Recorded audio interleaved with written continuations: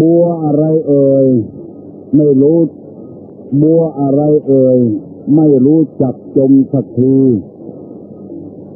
บัวอะไรเอ่ยไม่รู้จักจมสักทีฮัลโหลบัวหยัง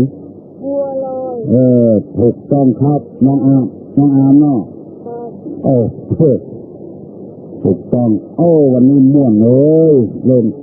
เล่นกับละอ่อนพ่อแม่ก็ม่วนอกม่วนใจลูกเก่งอีแล้วก็เก่งตัวซ่าตัวบ่หายบ่ขาดนกอะไรใส่น้ำกินได้นกอะไรอย่างใส่น้ำกินได้ฮัลโหลมาทำแล้วนกแก้วกับนกหางเก่งก็แค่นกแก้วกับนกจอกเนาะใส่น้ำกินได้เลย